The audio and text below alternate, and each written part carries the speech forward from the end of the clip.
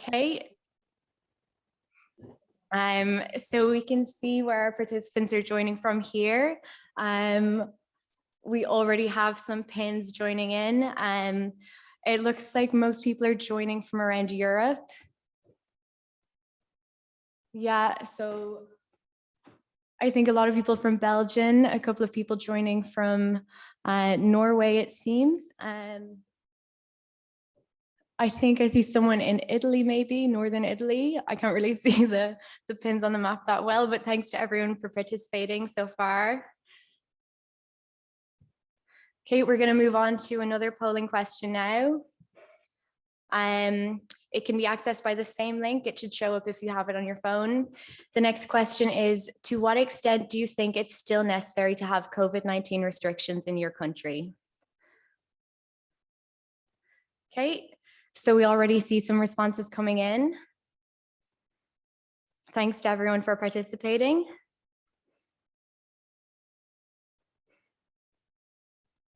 Okay, so it's looking like the majority of people think that some restrictions are necessary. And then it's relatively evenly balanced between the rest of them. But thanks for everyone for giving your answers. So to put this in context and look deeper into the problem of vaccine inequity, we've obviously all been affected by the COVID-19 pandemic. It has been, and for many still is, a devastating health crisis. Many countermeasures have already been put in place to respond to the crisis, but they have been insufficient. In this event, we'll focus specifically on vaccines, public goods that protect against infection and reduce the burden on health systems. To be most effective, a sufficiently high population coverage is needed to slow down community transmission. A failure to do so can prolong the health crisis through emergence of viral variants, as well as by undermining economic recovery. Although some supply scarcity is inevitable when vaccines are initially rolled out, low-income countries have consistently and systematically been left behind. Although the speed at which COVID-19 vaccines were developed and manufactured has been unprecedented, their distribution has reinforced historical injustices by neglecting certain regions. In today's globalized world, the continued surge of cases in these neglected regions puts the entire population at risk. Vaccine inequity is a wicked problem. It cannot be reduced to a problem in one sector, stakeholder, or country. Rather, it is a symptom of a failing global public health architecture. Today's event seeks to untangle the complex issues that have led to vaccine inequity. We hope this will encourage insights that can help redesign health systems to be more universal and people-centered. To better understand where we're at today with regards to vaccine coverage, we have another poll. You can use the same link as before. The question is, what is the share of people fully vaccinated against COVID-19 in high versus low income countries? So when we say fully vaccinated here, broadly speaking, that's 2 doses, although some manufacturers might be 1 doses or 3 doses. So fully vaccinated, we generally mean 2 doses. Okay. So by the options you're given, we kind of already give you that it's about a 75% coverage in high income countries. So it looks like most people think the gap is about 75-10. So per 100 people, there's about 75 people fully vaccinated in wealthier countries, and it's about 10 in low income countries. So most people guessed correctly that the vaccine gap is 75-10. We use data from Our World in Data. This map presents more country-specific data. We can see that many developing countries, especially in Africa, have less than 10% coverage, while some developed countries have upwards of 80% coverage. To provide some context on this, the WHO set a target to vaccinate 40% of the population in every nation of the world by the end of 2021. However, 92 countries did not achieve that despite the distribution of 9 billion doses worldwide. The next milestone is to vaccinate 70% of the population by mid-2022. So we've already established that vaccine inequity is still a big problem that isn't going away. Given the magnitude of this problem and the long list of stakeholders involved, we can't tackle it in its entirety today. Instead, we'll focus specifically on answering the following questions. What exactly is the problem or crisis of vaccine inequity? And what are the ways forward? How can it be resolved? We have 3 speakers today who will approach these questions from distinct perspectives. Our first speaker is Dr. Govind Persad, who will address them from a conceptual perspective. Our next speaker, Dr. Derek Sim, will answer these questions from the global perspective based on his work as part of COVAX. And our third speaker, Dr. Elisha Osati, will share local perspectives based on his community level experience in Tanzania. Okay, so for our first talk, I'm happy to introduce Dr. Govind Persad, professor at the University of Denver Sturm College of Law, with a JD and PhD in philosophy from Stanford University. He specializes in the ethical and legal issues associated with the fair allocation of scarce medical resources. So you can go ahead and start sharing your screen now, Govind. Thank you.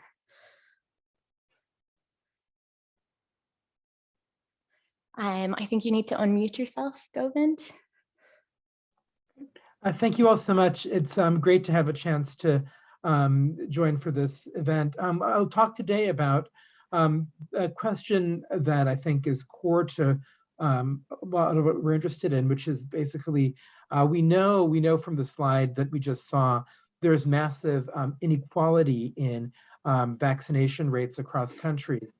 But I'm interested in the question conceptually of when these vaccination inequalities constitute what we would describe ethically as vaccine inequity.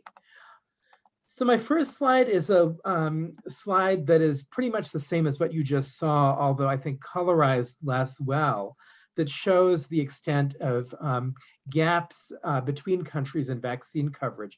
So the darker green are countries that have reached higher rates of coverage. And you see here North America, most of Western Europe, Australia, much of South America, China, Mongolia. And then you see countries that have had much lower rates of vaccine coverage. So much of Sub-Saharan Africa, some countries in Southeast Asia and South Asia. Interestingly, some countries in Eastern Europe, as you see, actually have quite a bit lower rates than you might expect based on income alone. This, I think, raises the sort of empirically makes it clear that we have vaccination inequality. We don't have equality in terms of proportions of the population vaccinated, but there are a variety of different factors that might be driving vaccination inequality. So I'll talk about these 5 factors in the next few slides, because these are what will help us to assess whether vaccination inequalities constitute vaccine inequity. So 2 potential drivers that I think, if those, to the extent those are playing the role, clearly point toward inequity, would be if the drivers are lack of vaccine supply, or there is supply, but it's hard to deliver. So people want vaccines, but either there aren't vaccines available, or there are vaccines available, but logistically can't be delivered. 2 others that are slightly more complex in terms of thinking about equity would be people are not eligible to receive vaccines because of constraints on medical contraindications or constraints to delivery, or vaccination inequality not in terms of dose coverage, but because the vaccines supplied are not equally effective against COVID-19. The last one, which I think is harder to say that this is necessarily inequity, even though it's certainly inequality, is if there are differences in demand, differences in how interested different individuals or populations are in receiving vaccines. Let me start with this. This is a quote longer than I usually like to use on a slide, very recently from a UNICEF document. And what UNICEF suggests is that we're moving from the very first bullet point I talked about on the last slide, vaccine supply constraints, to what UNICEF calls absorption constraints. And UNICEF emphasizes that second bullet point, difficulties in delivery. So they say many countries face fragile health systems, health workforce capacity constraints, problems with the cold chain, especially for mRNA vaccines, logistics, hard to reach populations, and then conflict and emergencies, which we're hearing about a lot, certainly right now. And they also mention low demand as an absorption constraint. In some ways, I think from an equity perspective, low demand is slightly different from these challenges in delivery that are most of what UNICEF talks about. But the overall message again here from UNICEF is that in some ways we need to shift from emphasizing supply to emphasizing delivery logistics and funds needed to achieve better delivery. And many proposals that have been sort of hotly debated recently, I think, don't really address this delivery bottleneck. So there's been a lot of debates over things like, the right approach to IP. Should there be IP waivers, compulsory licensing, some sort of voluntary licensing, efforts at local manufacturing, technology transfer? I think these are worthwhile discussions to have. But if UNICEF is right that what we really have in a lot of cases is the bottleneck is delivery, it's easy to have sort of theoretical debates about saying, release the recipe for IP, in part because country populations don't necessarily have to pay anything to do that. It's harder, and we're seeing this right now in the US, harder to secure money, harder to get rich country populations to agree, say, to pay taxes in order to adequately fund delivery. You can't just say, release the IP recipe and you'll have a cold chain or you'll have a healthcare workforce. That requires actual money and requires engaging, I think, with trade-offs in a way that can be more politically challenging. Similarly, some have suggested, maybe you can consider fractionation of doses to be able to stretch existing supply further. But if the bottleneck is delivery, that's, again, just not going to do very much. So I think if we accept the framing that UNICEF offers or something like it, that that second bullet point, delivery, and then the issue of demand are big challenges, what is needed from other countries, say wealthier countries, is different from what it would have been if I was giving this talk, say, in even October or November of last year, when supply seemed to be a more central bottleneck. So here are a couple other factors. So this is about ineligibility, this slide. One major factor that I don't think is talked about as much as it might be is that in many countries you have quite high ineligibility due to the populations being very young. So if you look at this, this is data, this is in Wikipedia's format, but it's from World Bank data of the population that is under age 14, so not even 18, under age 14. And you see in many of the countries, say in sub-Saharan Africa, that have been dealing with the most challenges in terms of vaccination inequality, they also have a very, very high proportion, even as high as more than half of the population under 14. And so this is going to reduce uptake if, as for many vaccines, they're not recommended for people, say, under 18. And we also know that people might say, well, that's not a big deal because those folks aren't at very high, those people are not at very high risk because they're so young. But we also know that from a World Bank working paper that discusses really interestingly that the title is Age Mortality Curves Are Flatter in Developing Countries. And so risks hit earlier. So that just looking at, say, data from a country like the US or the Netherlands to see pediatric deaths may not be a good proxy for the level of risk from COVID-19 in LMICs, at least according to this working paper.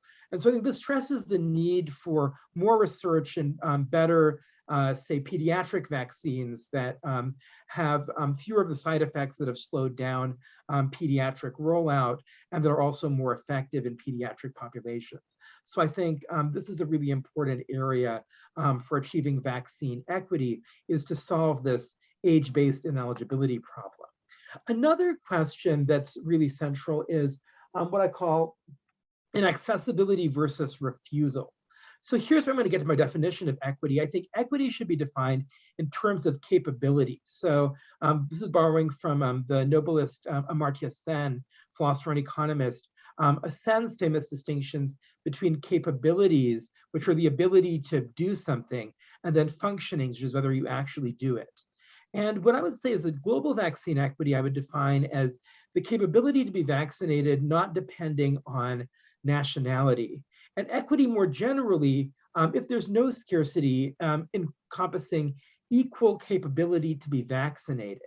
Where scarcity exists, building on some work that I and others did in an article in Science in 2020, if scarcity exists, I would then consider how much people can benefit and how badly off they would be without access. So look at those factors as well. That's consistent with equity. But the goal, if there's not scarcity, should be an equal capability to be vaccinated. What equity does not require, in my view, is identical national vaccination rates. So equal uptake. That's more like what Sen would call a functioning. And we do see, this is a slide from one paper in PLOS One by a team of authors from Nigeria and other countries, looking at different levels of acceptability. And you see wide variation, at least in this paper, and I think in many other studies. This is challenging work to do logistically, but I think many studies, this paper focuses on Africa, but many studies find differential acceptability of vaccines across countries, with some countries having very high and some having lower. And it doesn't always track with income. So for instance, the US has, and Russia, both have lower rates of vaccine acceptance than some countries, say in South or East Asia, that are economically poorer, but have higher rates of acceptability. So I think it's worth considering, when there's inequality, to what extent this difference in acceptance is a driver. So this is my last slide here to close. I think sometimes inequality in functionings, inequality in uptake, may not be inequity. It may reflect different choices about whether to exercise the capability to be vaccinated. And this presents, I think, broader questions for equity, which are, when do others, say, have a duty not just to, say, provide an adequate cold chain or solve supply chain problems, but when do they have a duty to also argue against vaccine hesitancy? And is there a duty to provide locally preferred vaccines to address problems of hesitancy that reduce uptake? Thank you all so much.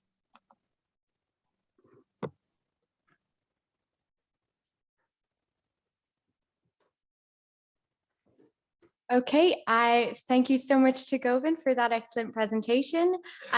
We'll hear from you more during the panel.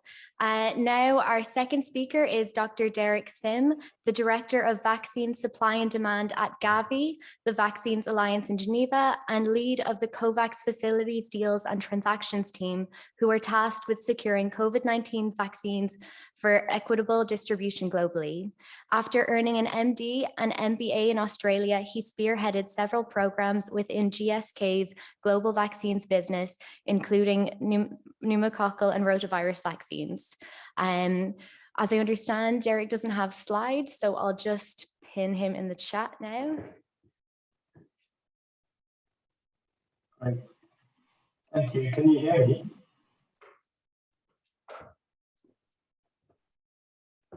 Hi, Robin. Can you hear me? Yes, we can hear you. Thank you. Great. Thank you. Thanks for the introduction, and thank you for the invitation to speak today. It's nice to be back in Belgium, even if it's virtually. I spent a few years working in Belgium with one of the vaccine manufacturers there, so it's nice to be back. The topic about vaccine equity, I think, is one which has been highlighted by the pandemic and COVID-19, but it certainly is not new. And I think, as Dr. Prasad had talked about earlier on, some of these issues and themes are universal. For instance, hesitancy, knowledge and capacity and capabilities to deliver vaccines are not new. At GAVI, we have, over the last 20 years, worked to increase the equitable access to vaccines amongst the lower income countries around the world. And we have been able to ensure that vaccines such as the pneumococcal vaccine, the human papillomavirus vaccine against cervical cancer, and others, yellow fever, and now more recently the malaria vaccine as well, will become accessible to many communities around the world where they are needed. And there have been certain principles that we have used over the years that has enabled us to support equitable access. These mechanisms include market shaping and working with manufacturers, working with countries to understand what their programmatic needs are, and actually helping countries to plan ahead as well. And then lastly, at some of the other structural elements that help with the delivery of vaccines. And I'll touch on that a little bit, but I won't say too much, as I know that Dr. Osati, who's coming after me, will probably provide a much better review on what's needed on the ground in countries. So on those three areas, on market shaping, for instance, what we have done in the past is when we look at what we call a vaccine market. So for instance, if you look at polio vaccines, or if you look at yellow fever vaccines, or indeed COVID-19 vaccines, each of them has their own sort of ecosystem, if you like, or in economic terms, a different market that they operate in. So example would be at the beginning of COVID-19, this was very much a oligopolistic type of market. There were very few suppliers, very few manufacturers initially, but a very large demand. And that market dynamic between demand and supply influences the ability of countries and communities to access vaccines. So what can we do in that situation? Another example may be the yellow fever vaccine, where the prices at one stage had gone down so low that many of the manufacturers were unable to reinvest behind those vaccines, which meant that the factories producing them sometimes ran into quality issues, into production issues, and we ended up with a lot of shortage. And vaccine shortages obviously impact on access as well. So in that situation, GAVI had to work with the manufacturers to actually, in that case, allow some of that price to actually increase a little bit, because that allowed the manufacturers to reinvest those profits into improving the supply chain, for example. And that enabled then better access. So pricing is definitely a tool to access, and generally lower pricing is what's needed. But I just give you that example because that is not always necessarily the case. In the other areas, we have also looked at how we can help countries support themselves and plan better for the future. The GAVI model is not a handout model. So when countries become part of the GAVI model to get access to immunizations, we work with the countries over 10 or 15 years where they take increasing responsibility for the cost of their vaccines, such that at the end of the 10 or 15-year period, the countries become self-funding and are totally self-sufficient. We know that governments everywhere need to plan ahead with their budgets and their expenses. And it is impossible to expect resource-constrained governments to be able to afford the newest vaccines or take on additional vaccines just like that. That is possible in higher economic situations, but not necessarily the case in lower resource situations.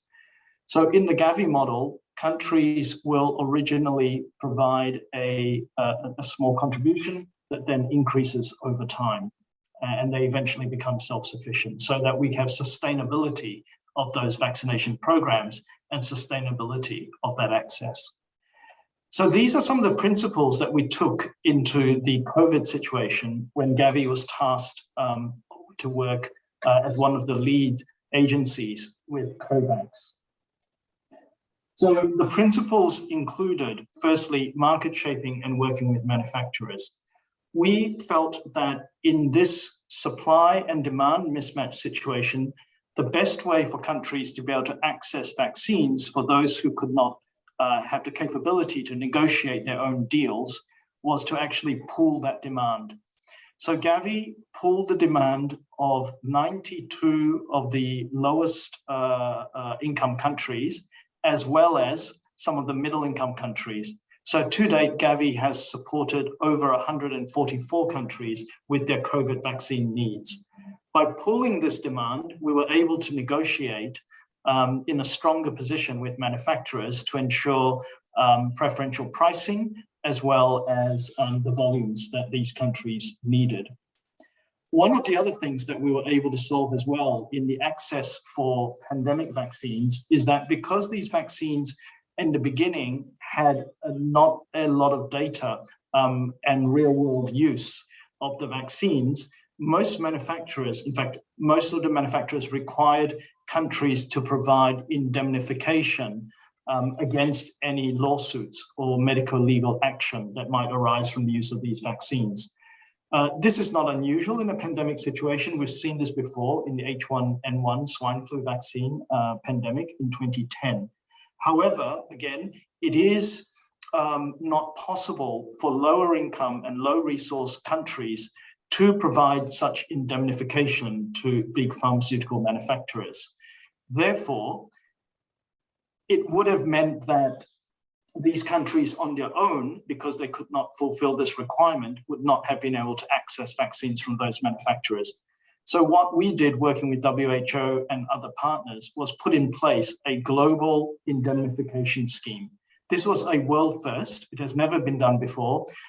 It meant that any country that was getting supply from COVAX, if there was to be a medical, legal, or safety issue where indemnification and in fact also a no-fault compensation would be required for the victims of such an event, there would be firstly the indemnification against any medical legal lawsuits or problems, but it also meant that the victims could claim compensation for their injuries as a result of that. And these were two important things that were put in place, which again enabled access to these vaccines. We also worked to ensure that there was a humanitarian buffer for refugees and displaced persons. So once again, in many refugee and displaced persons populations, they do not have a national government or any official organization that, government organization that might be looking after their needs. And NGOs like Medicines Sans Frontières or other groups may be taking care of their needs, but they need to source vaccines from somewhere. And again, these groups would be unable to source vaccines on their own from the pharma manufacturers due to the complex contracts that were required.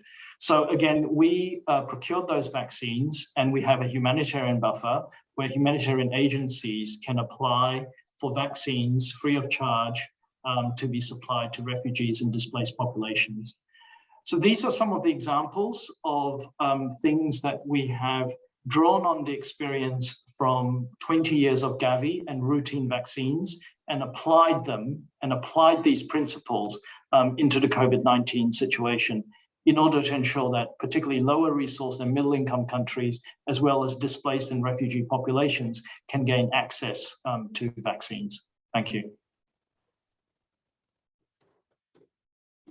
Okay, thank you so much for that talk from Derek. It was a really enlightening talk.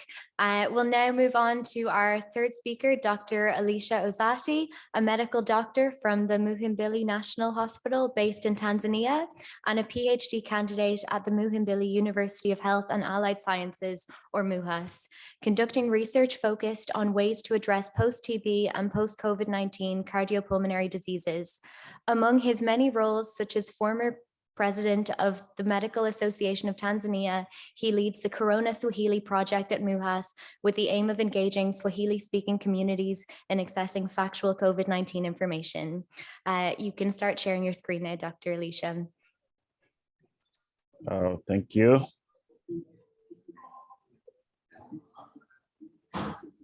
All right.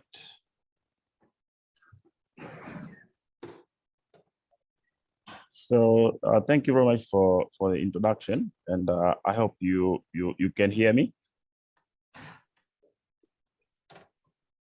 Yeah, we can hear you. Okay, thank you. All right, thank you. So I really honored to be part of this presentation on the inequality of the vaccines, and the heading of my topic is vaccine inequality, that Africa should not be left out. So we have seen the presentation from the previous speakers, and we have talked about the inequality, and I just throw this slide that to show globally many cases have been confirmed, about 458 million cases, of which we have led 6 million and above deaths has been reported by WHO, and about 10 billion doses of vaccine has been administered to date. So I just want to throw this slides just to see that we can appreciate the cases, but also my interest on the person fully vaccinated. And if you see the global average of 56.17 per 100 fully vaccinated population. So if you compare with the regions of the world, from the Europe, Americans, Southeast Asia, West Pacific, which is as a high number of people who have been vaccinated, if you compare to Africa, Africa is only 11.7 that has been vaccinated compared to the rest of the world. So this shows that the vaccination is very low in our part of the world, and it is lower actually in some of the countries. As it happening in Tanzania, to date we have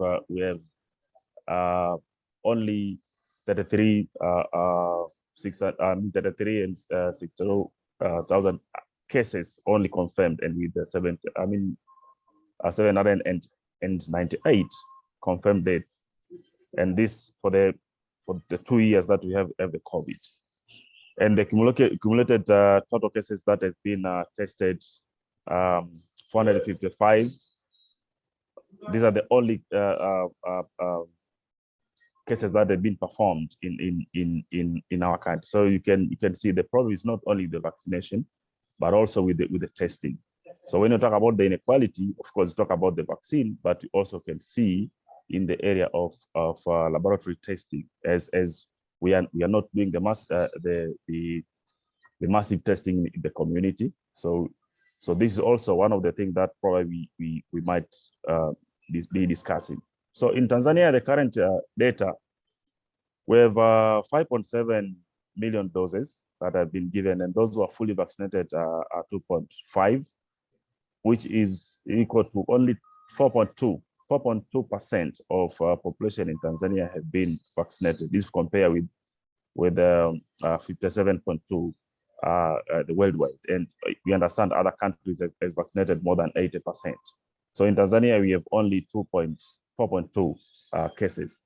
And talking about the Tanzania perspective, and why the rate is very low, just 4.2, as you know. So the COVID-19 in Tanzania faces the resistance from some of the political leaders and some of the religious leaders.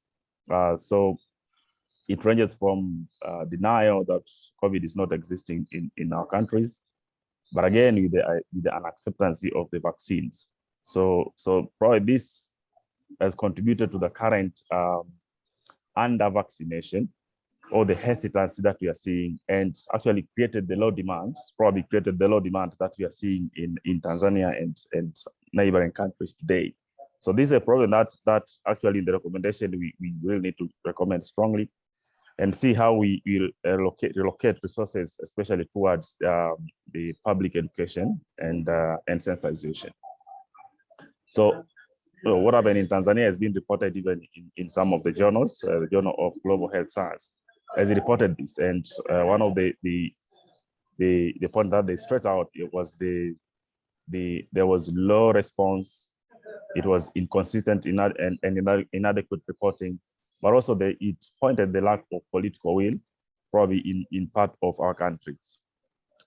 And now, when we want to compare Africa and the world, I think we have seen, and from the vaccine that we produced, Africa have only received 6%, only 6% of the COVID vaccine that have been produced to date. So this is very low compared to other parts of the world. And so this means that less than 11% of Africa has been fully vaccinated, as are projected in the first slide, in the second slide. So in other words, you can say approximately 1.2 billion Africans have not received a single dose of vaccine. And at the current rate, so probably even up to next year, Africa might not be fully vaccinated compared to other parts of the world. And the issue is no longer on the supply, but rather you can say on one of the unequal distribution of the vaccines. And so by December last year, over 1.2 billion doses of vaccine were available for donation, but probably it didn't reach the African countries. And so we saw the Michael Sidibe, the African Special Envoy for Africa Medicine Agency at African Union, have commented on this, and he said there is no great test for morality, test of moral solidarity and the world's ability to come together than this global health challenge. And moreover, the solution is not charity, given the emergence and the speed of variants, and the pandemic will not be over until it is over everywhere. So delay in vaccination in everyone have an economic cost, and from the Journal of Economists estimated that among other regions, Sub-Saharan Africa will register the highest economic loss, that is less than 3% GDP in the coming year. So this is maybe contributed with low vaccination rate that we are seeing. So something needs to be done. And now we know where is the problem actually. So the problem, we have previous speakers have talked about this, and we know the WHO put the target of vaccinating 40% of the population by the end of last year, and also it's projected that at least 70% be vaccinated by the middle of this year. So with what we are seeing now, probably Africa will not reach this target of the WHO. So the problem is of course there is a limited fund and commodities which hold back Africa in this. So that is contributed much, but Africa faces 1.3 billion US dollar shortfall for operation costs. Then this is very important because you cannot demand more vaccine if you don't have the systems in place. For example, the cold chain logistics is a very big problem in some of the African countries. Again, the traveling cost and the payment of the vaccinators and supervisors, and the looming shortage of the syringes. So and other crucial commodities has brought Africa back. But we can also stretch the low vaccine demand that have been also mentioned by the first presenter. The low demand in Africa has been there, and as I said, in some part of the countries, there was from political leaders and religious leaders also the unacceptance of COVID itself, but also the vaccine. So the demand need to be created also. Now we know the importance of vaccines. I don't need to repeat this, but it increase the population, increase population immunity globally, and protect our health systems and enable economy to fully restart and reduce the risk of new variants emerging. And now I talked about also the test kits, and the test kits also is very big problem in our country. We have not tested everybody who need to be tested. Just very few % of people have been tested in Tanzania, for example. So a cumulative total of 455,000 laboratory tests has been performed in Tanzania in a country with a population of 60 million people. So this shows that there is also a shortage of these test kits. So this paper in the Lancet also straight about this, about the tests, and by November, in November last year, about 4 billion COVID tests were conducted globally, of which only 73 million were carried out in Africa, which was equal to only 5.6% of tests done all over the world. And in Nigeria, for example, in a country with 200 million people, only 3 million people were tested by the end of last year. And in Tanzania, as I said, if you compare with let's say the USA, was vaccinated more than 500 million, conducted 500 million tests, and the UK the like. So what are the opportunities, and what are the way forward that can be what we need to do, and what are the opportunities in Africa to tackle the inequality that we are seeing? So given the complex challenges, the pandemic has confirmed the integral role of strong regulation system in well-functioning health ecosystem. So there is the African Medicine Agency. This was launched officially last year in September, and this is the second largest agency after the African CDC, with a mandate to enhance regulatory oversight across the continent and meeting the challenge of access to quality, safety, and efficacious medicine. So the AMA can take advantage and build on the ongoing efforts toward regulatory harmonization and economic inclusion through the key Africa programs. We have the African Continental Free Trade Area, and we have the Partnership for Africa Vaccine Manufacturing. This last year there was a big meeting on this to see how Africa can collaborate to produce their vaccines. And the Africa Medicine Regulatory Harmonization and African Vaccine Regulatory Forum. So these are the so we have the platform that we can use to produce our vaccines. So this is the poster for the last year meeting, the Partnership for African Sorry Vaccine. to interrupt. Just can you give your final closing remarks now, just for a bit stuff for time? Sorry to interrupt. Yes, this is my final slide. So I think, as I said, the AMA will need to take the advantage of having these institutions to collaborate. But again, as I said before, we really need to the massive public education and sensitization in the community should also be advocated to create the vaccine demand, so that our people get be vaccinated. So thank you so much for your attention. Okay, sorry to cut you off there. We'll have more time during the panel discussion to dive deeper into some of these topics. So thanks again to Dr. Elisha, and many thanks again to all of our speakers. Before we dive deeper into these concepts in the roundtable discussion, we'd like to once again hear from the audience. So we have one final polling question, which is, which are the most important challenges in addressing vaccine inequity today? You can access it using the same link as before, pollev.com/Romero Day. So this is a multiple choice question. So you can take a few moments to read through the options and select your answers, and you can select multiple answers.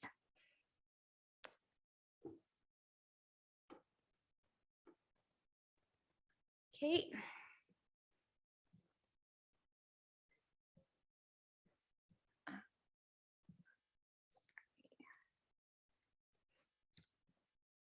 Okay, So just while you're submitting your answers, I'll start to introduce our panel. During the panel discussion, we encourage questions from the audience. A question can be shared at any time using the link shown on screen, which is the same link you've been using. Our panel will be moderated by Donovan Guterre, a fellow PhD student at the Access to Medicines Research Centre. So I'll now pass you along to Donovan, who will review the last polling question. Thanks a lot, Grace. Just confirming that you can hear me well. Yeah, we can hear you. Perfect. Well, hi, everyone. Really nice to be here and happy to serve as your moderator for this panel. We'll have about 40 minutes to discuss some of the topics that were brought up from our three esteemed speakers. And I wanted to, first of all, thank you, all three of you, for your remarks and sharing perspectives. As you can see from the polling results on the screen, of course, the challenges are plenty. Many of you have identified structural issues, insufficient demand, financing, and we'll actually go into some of these topics in a little bit more depth in this conversation. And this will be framed more as a conversation, not just a typical Q&A. We definitely encourage everyone to share questions through the same link and QR code. And we'll try to also include some of those in our conversation. So I'll start with a question to Derek. In the early phases of the pandemic, as you mentioned, there was sort of an oligopoly around vaccines, right? So a few countries who tend to have an internal manufacturing capacity signed bilateral agreements that essentially push low-income countries to the waiting list. It's not so surprising, right? In terms of crisis, there's unanticipated spikes in demand and supply scarcity. And so governments are really split between fulfilling, on one hand, national obligations, right, to their citizens, and on the other, global duties, especially as we live in a more globalized world than any other time before. So interested to hear from you, how did you experience this global versus national tension within COVAX, and how can global mechanisms incentivize a better balance between these two responsibilities, even in the early stages of the pandemic? Thank you. Thanks for that question. I think there are a number of factors that we need to think about in terms of the prioritization of supply initially. Firstly is the one that you mentioned, that I mentioned, that in the initial period, you have very few manufacturers and more demand. So the number of manufacturers is definitely one factor. I think the second factor to think about is actually the obligations that some of these manufacturers or developers have had as a result of funding that they had received to develop those vaccines. So we have seen in instances both positive and negative. So for example, with the Oxford developed AstraZeneca vaccine, there was an obligation as part of the Oxford University transfer to the manufacturer that they would make the vaccine globally available. That was sort of one of the sort of conditions. In other cases, you have other manufacturers who receive money from national governments in Europe, in North America, where a condition of that funding was to ensure that there was prioritization for the funder for access to those vaccines.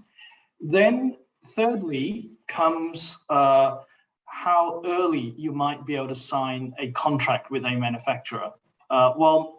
While it is not as simple as first come, first serve, there is still an element of that, meaning that, generally, if you're able to sign and signal your demand earlier, the manufacturer can begin to plan that supply at an earlier stage. And as we know with manufacturing, there's always a lead time to manufacturing. So in that sense, an earlier contract and an earlier signal results in earlier deliveries as well to an extent.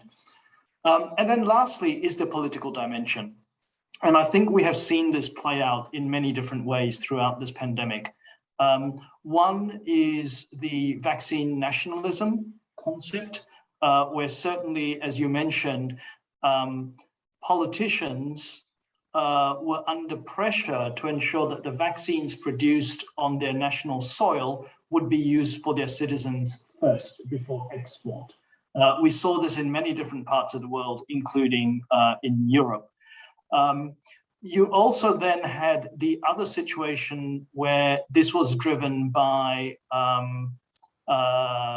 variant surges. So for instance, in India, we saw that the Delta wave caused tremendous infections in India and deaths.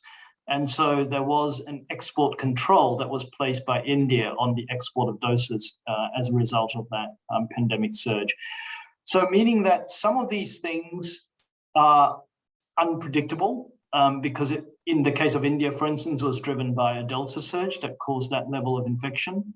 And in other cases, some of the things like push funding conditions, are more predictable. So those are some of the factors, I think, that influence, where the prioritization is. And certainly at COVAX, we were having to deal with all of those factors and had to exercise quite a lot of political influence as well. So that often our supply was not only influenced by the manufacturer, but actually required discussions with the governments, where those manufacturers or those production facilities were located as well. Absolutely. No, I understand the complexity of the challenge. I'll actually bounce back right back at you. A question about lead time. Part of the challenge, I think, Derek, around putting in place COVAX, which I think there was an announcement late 2021, early 2022 around delivering the first billionth dose. So of course it's done a lot, but the challenge in dealing with these political situations and contracts is that there was very little lead time and to actually prepare and put in place a mechanism that maybe would have this as its core in the design, right? So I'm curious, to hear from you, the lessons that were learned over the past several years, since the onset of the pandemic. How would you potentially structure these mechanisms slightly differently to address this tension,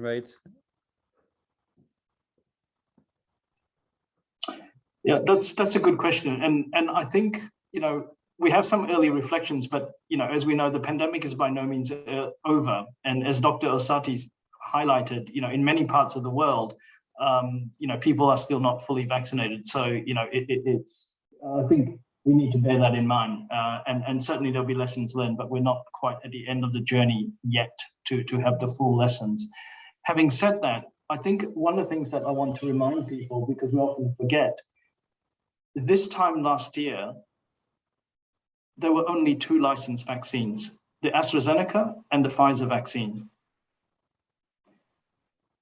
11 months ago, not even 12 months ago, so in April last year, we're not even at April yet, that was when the export bans came in India because of that situation. And in April last year was when the European Union was suing AstraZeneca because they needed the vaccines in Europe. And so the level of competition and fight for doses was only 11 months ago. And it's interesting because I often find this in the discussions with people that people think it was a long time ago. And your question as well, what was the lessons from the last few years? Actually, 12 months ago, there was only 2 vaccines available. So I think we should not forget that this has been a very accelerated issue in a short time. And I think firstly, we need to acknowledge, given that the ability to supply, in the COVAX case, 1.3 billion vaccines to 144 countries in 12 months is unprecedented and is a really big achievement as it is. I think, however, it is true, and I think both Dr. Prasad and Dr. Osati mentioned that in the beginning, we had a relative shortage of vaccines because of the nationalism, because of the prioritization that occurred. So I think one of the things that we need to address is how do we ensure that politicians and governments understand that, you know, it is one thing to fund multilateral organizations like COVAX.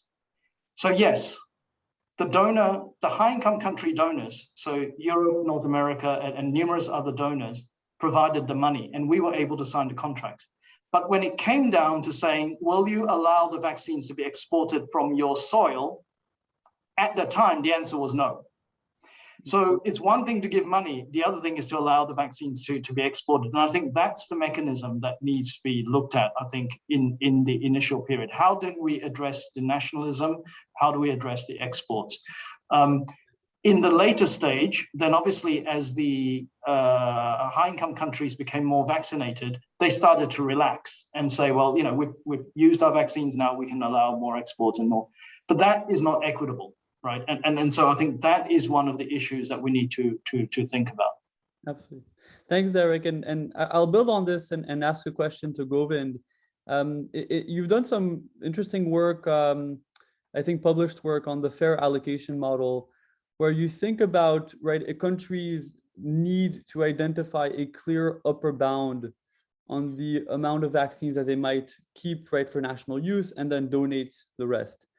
But then there's a big question as to, right, the best way to allocate donations in an optimal way. And how do you keep in mind distributive justice and other criteria, such as, right, countries' readiness or countries' vulnerability to an ongoing pandemic. So it'd be interesting to hear from you, Govind, on, right, limitations of donations and, right, structural changes on how that distribution can be done better by incorporating other types of criteria. Great. Yeah, so this is something that I've written on. So with co-authors, we wrote in Science about a model where the thought was that, so the way that COVAX initially defined its allocation was focused on sort of based on country populations, rather than looking at other variables. And our suggestion was that instead of just saying, well, we'll get to 3% of every country first and then try to get to 20, to try to be more responsive to situations where there are countries that are in a, where being able to deliver more rapidly at the time could alleviate more COVID-19 burden, alleviate other problems that are resulting from restrictions that had to be imposed.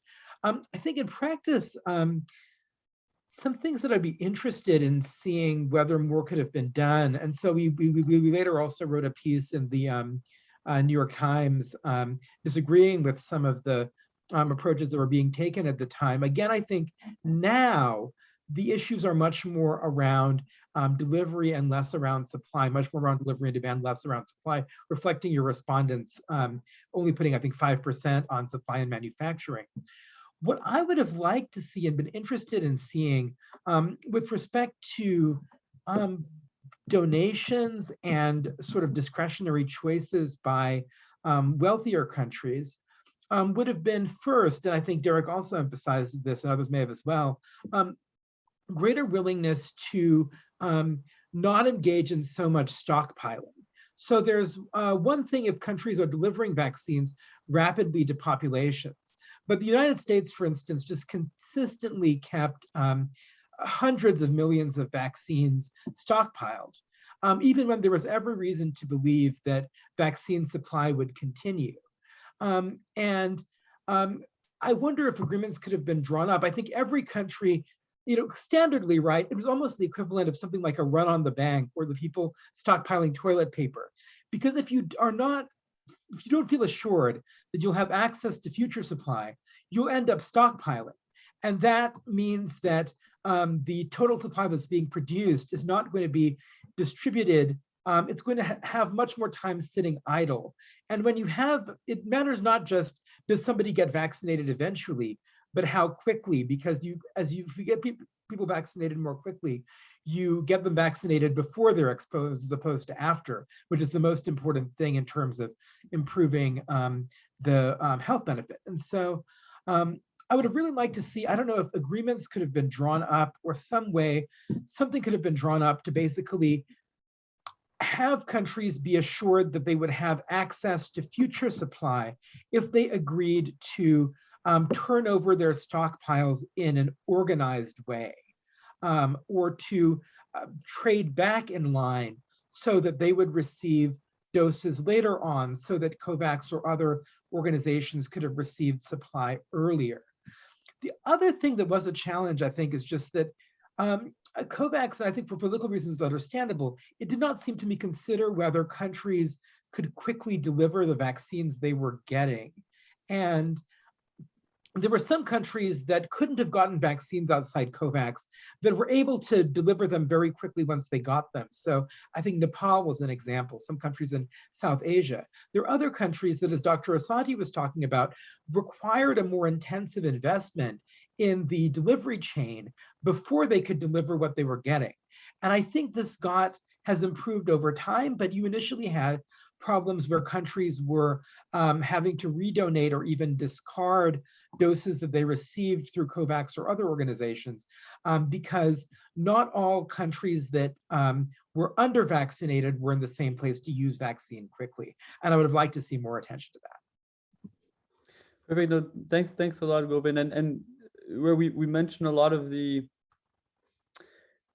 unique challenges across different contexts, right? And can countries decide for what are the vaccines that are most suitable for them? And there was very little choice oftentimes, right? And some people have said it's less donations, it's more vaccine dumping. And so, interested to hear from Elisha. You mentioned a few, right, political, cultural factors in Tanzania that led to right, low demand or hesitancy. And so I really want to shift the conversation actually a little bit away from the supply side, more to the demand side, as each of you have highlighted that as really the I guess the priority in terms of how to address some of the equity issues. So Elisha, if you can go and tell us a little bit more about, right, the national level context on those more demand side challenges, that would be interesting to sort of then build a discussion on that and see what type of investments might be needed to overcome them.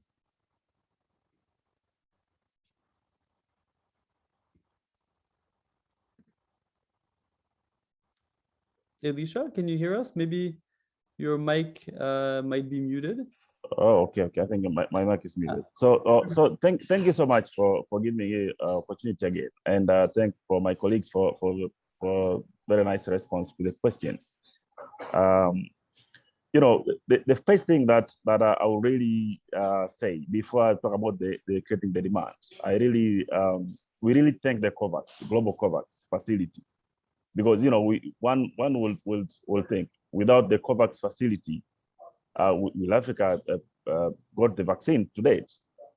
As you see, different countries were keeping stock of their vaccines, and so without the global COVAX facility, I think we could have not even received a single vaccine.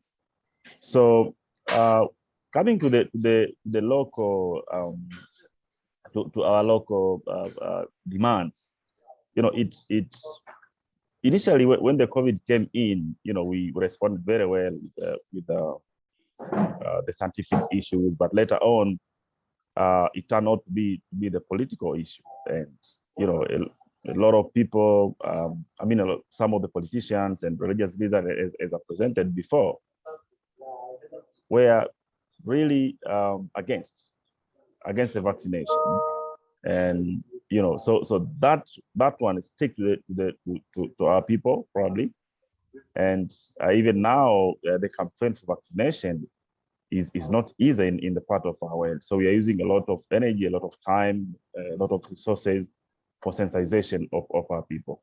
But talk about the resources are not enough, because we really need to reach out to people, to train them and make sure that we train officers who can train the others in the community, in the village, but we don't have that much funds to do that. So the demand creation is as first the a lot of challenges in that context.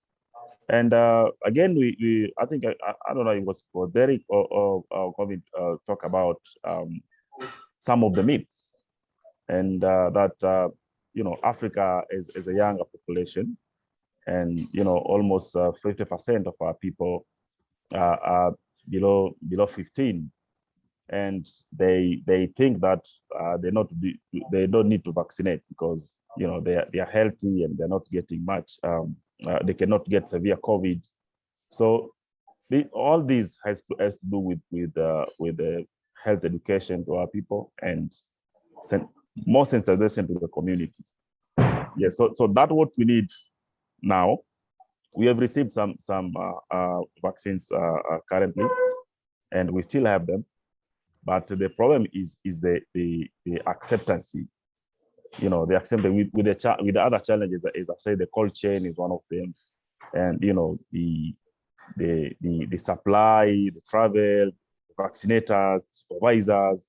So we have a lot of challenges locally to reach the people and to create demand. So all these are local problems that we see which needs to be solved. Thanks, Elisha. I will go a little bit more in depth on the comments you made about investments, resources, and maybe I'll ask a few questions about financing to the group here. There's been a lot of conversation around rethinking the global financial architecture for pandemic preparedness. This is work ongoing by the WHO, the G20. There was a high-level report that came out on this. And so one of the recommendations is to invest in a way that empowers and supports lower income countries to establish more robust manufacturing and supply capacity locally, right? So Elisha, you mentioned in your talk, the Partnership for African Vaccine Manufacturing, the establishment of the African Medicines Agency, which are all important steps towards investments and not just donations.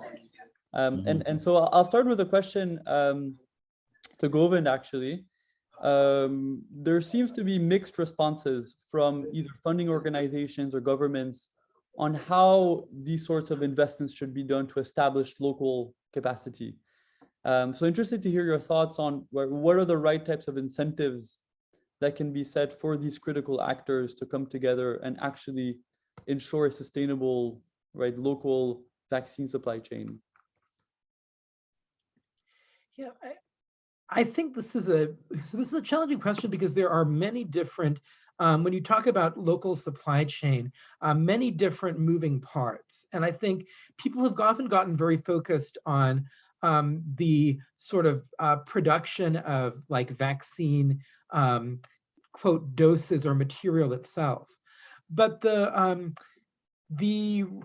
roadblock, there are many different for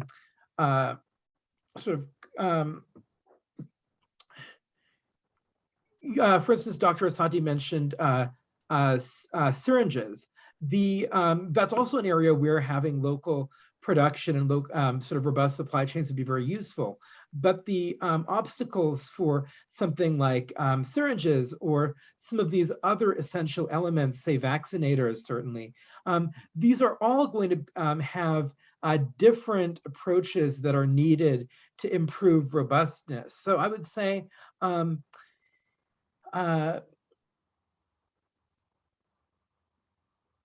important first step would be the recognition that there are these many different pieces. And I think in some ways the intellectual property issues are theoretically interesting and I think could be important, but it doesn't seem to me, and I'm interested in the other panelists' thoughts, that in the near term, that is the main bottleneck. I think it'd be interesting to look at whether there are obstacles to production in places that you could have more local chains. But sort of theoretically, if you imagined, I think, for instance, the biological E vaccine that was just the Corbavax.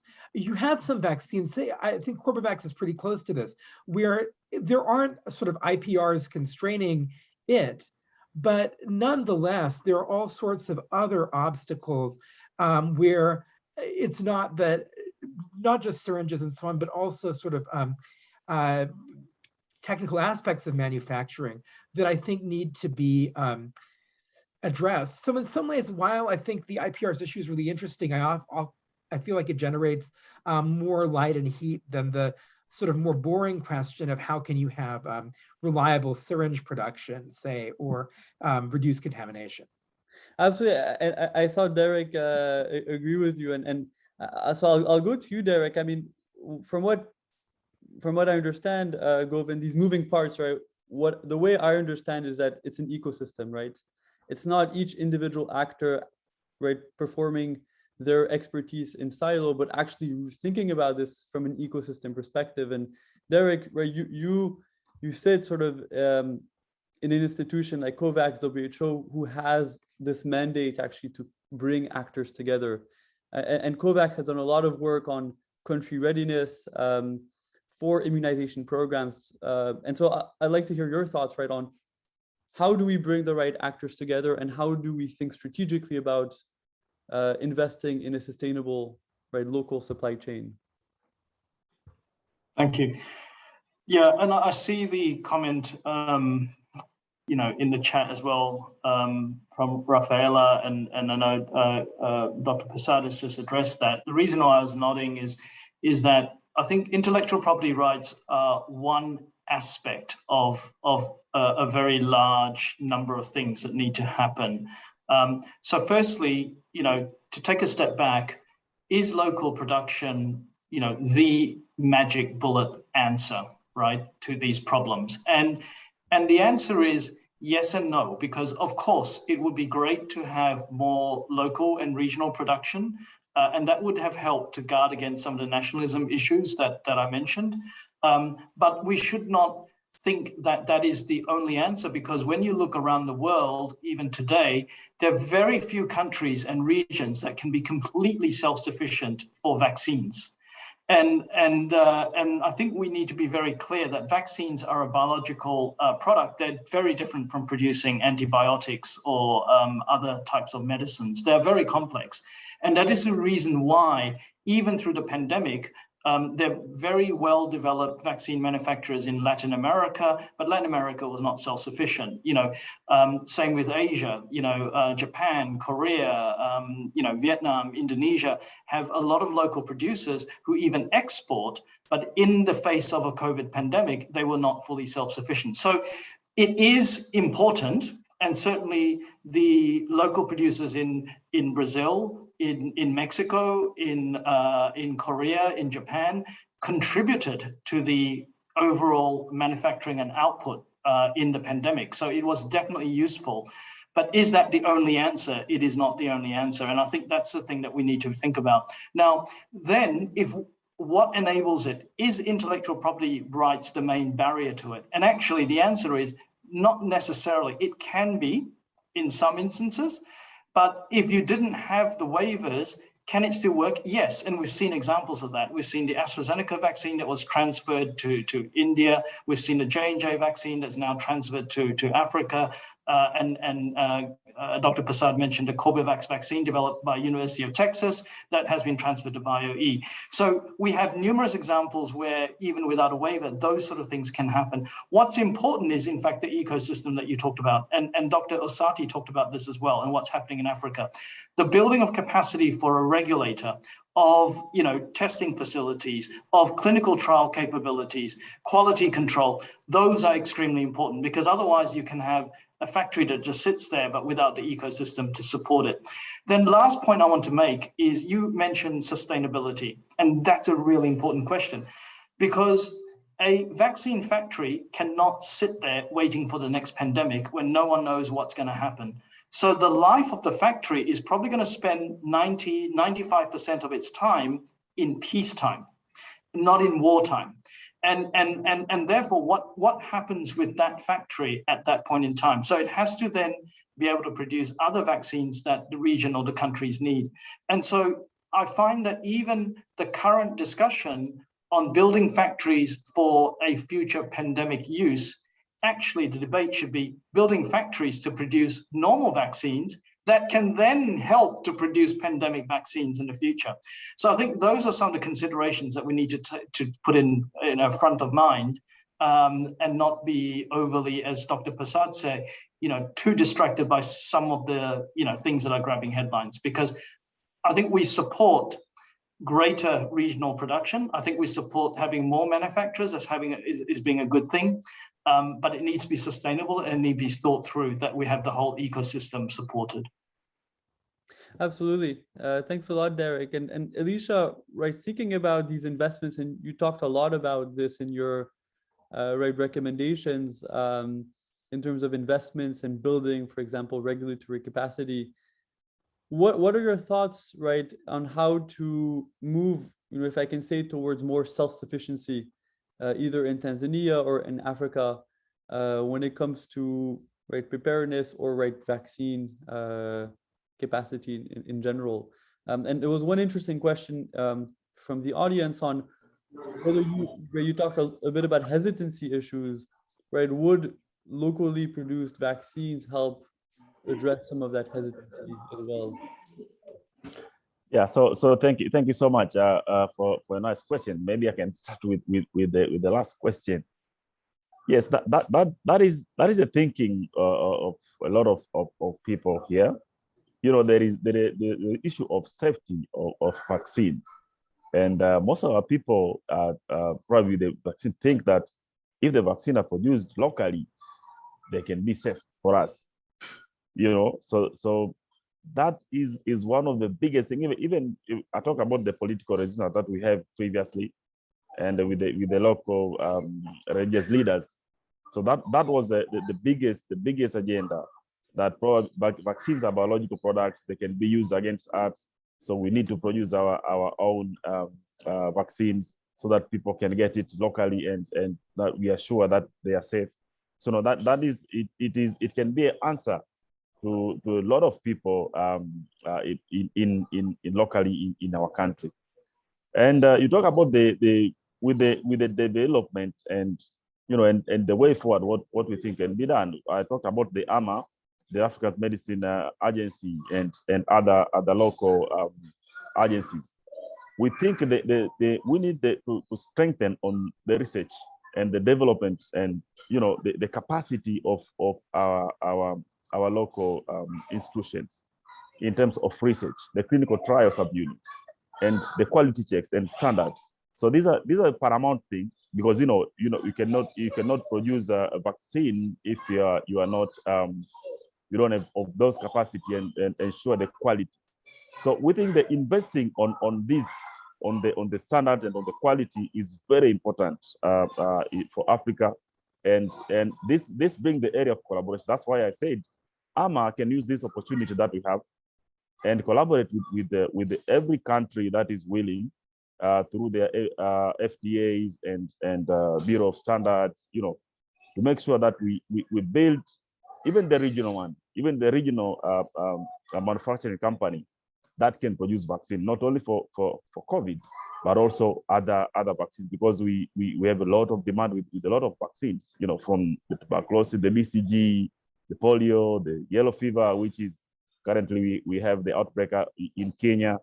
So so we really need to have local production. That is it. Derek said probably it might not be the answer for the all the questions, but for us locally, that is the biggest thing that we see that create low demand for our people. Thank you. Thanks a lot, Shane. And no, absolutely, and I agree with both you and Derek that right, regional production right is a strategy, right? It's not right the silver bullet, but it's something that would help and that would provide a little bit more self-dependence and preparedness. But you also mentioned, Elisha, this issue of trust. And I want to talk a little bit about this. And we've seen in the past, right, since the start of the COVID pandemic, trust in institutions, in governance has waned because of several reasons, right? Not meeting certain targets, delays in delivery of certain products. And so I'll start with a question to Govind, and I'll try to ask each of you actually a question around trust. And so if we can keep the responses to about 30 seconds so we can cover each of you. But try trust from your perspective. So for Govind, maybe I'll ask you, right, how do you communicate effectively, where you work on frameworks that are aimed to support decision makers in informing allocation of vaccines? How do you communicate this? How do you build trust between, right, the research that you do and decision makers that might actually benefit from that work? I think core elements of trust would really be transparency and being able to come together to have input. I think we were sort of piecing this together under a lot of time pressure, I would suspect, for COVAX and many other organizations, and ideally to be able to take this time between now and the onset of a future pandemic to be designing that buy-in from the start and learning from the past. So I would say transparency and an opportunity for input. Thanks, Govind. Derek, thoughts on trust, especially, right, sitting in a right institution that might have gotten a lot of criticism, but also, right, has done important work and working with such a broad scope of actors. How do you build trust and to actually make these mechanisms function even in sort of crisis times? Yeah, I think it is around transparency and communication, and actually not just sharing the good news, but also being able to have a discussion around the bad news, because, you know, sometimes there are certain things that we need to find a joint solution to. It's not easy sharing bad news and trying to work around it, but I think it is around that partnership with all, you know, working with the countries, but also the other stakeholders around the sort of ecosystem that we operate in. Thanks a lot. And Elisha, some of your thoughts around trust, whether it's in, right, national governments, how do you enhance right, the way that citizens interact and take the information or engaged in the process of pandemic response and preparedness? Yeah, we actually we have a mix of ideas and of trust, you know, because of the background of whatever you have previously about how to deal with the COVID. So we have a mix of so there are those who trust the current government, because, you know, the current government, when they came in, the Madam President, you know, he formed the team of experts in the area of vaccine and infectious disease, you know, and they took 30 days and go through the documents and look for the safety and, you know, and the efficacy and the type of the vaccines that we could recommend as a country. So as it happened with the hesitance that we have, so the trust is also a bit lower concerning the vaccines in our country. Yeah. No, thanks, Elisha. And so as we get to near the end of our event, I want to thank each of you for your contributions. I mean, we haven't covered the full scope of challenges, but hopefully it gives a bit more insight into these multidimensional challenges for our audience, and that we can each work towards more strategies and more creative ways to put in place some structural changes that can improve and close the gap in vaccine equity. So I think that's the work that we're all trying to lead, and I'm very thankful for your time. So I'll now pass it back to Grace for some closing remarks before we end the event. Thank you. Thanks so much, Donovan, and thanks to all our speakers. It was a really great discussion. We're now just going to have some closing remarks from the lead of the Access to Medicines research team, Professor Nico Vandala, Professor of Operations Research and Operations Management. Thanks, Nico. Okay, thank you. I will not put too many more minutes or seconds from this very interesting debate and panel discussions. I think a lot of things came together, and I remember a couple of words all the three speakers said very frequently. That was ecosystem. Everything we do, whether it's a vaccine, a test, a local production, it is part of a larger system, and you have to understand that to be, let's say, very effective in what you try to intervene in these systems. The other one I learned was context, and especially Elisha showed that working for equity means taking respect for the differences and the needs of different locations, countries, vulnerable groups, whatever. That's also a learning I think we have to take into account if we all want to go for equity and equitable decisions. And the last one I would remember is the dynamics. And that one I would like to take up for instance, the humanitarian buffer, which was mentioned by Derek. If you think about that, the current things going on in Ukraine, right, with millions of people on the road, that of course, it was in the news this morning that for COVID and for other diseases, this definitely is a dynamic element. Of course, nobody wants, I think, but that gives us again a new challenge. And I think dynamics of everything we do, we model, we try to study is an important element. And of course, by this, I support everybody who helps out for the war in Ukraine. Finally, I would love to thank the panel. I would love to thank the extended panel, which means you, because we have a lot of interesting remarks and discussions in the chats and in the conversation on the online polling system. And of course, I want to thank the marvelous team who put all this together, right? This is an event of, let's say, 60, 90 minutes, but it takes a multiple of effort and time to do that. And I'm very grateful the team put this together. To be honest, my only 2 minutes here is the only thing I did. So really thank you for all doing this. Thank you all for attending, and hope to get connected soon, because we will do something with all this information. We will disseminate some of the findings, and maybe we will contact you again, given your remark or given your intervention. Thank you for that. Thank you.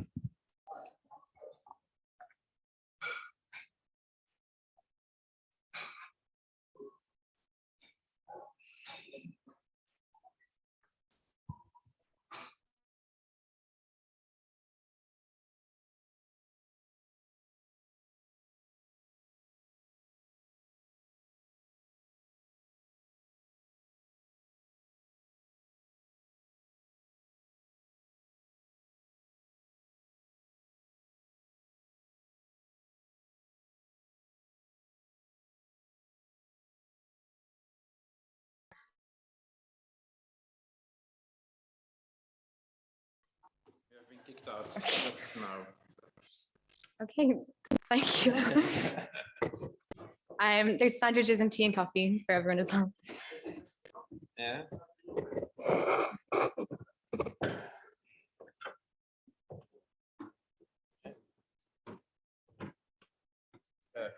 Is that coffee?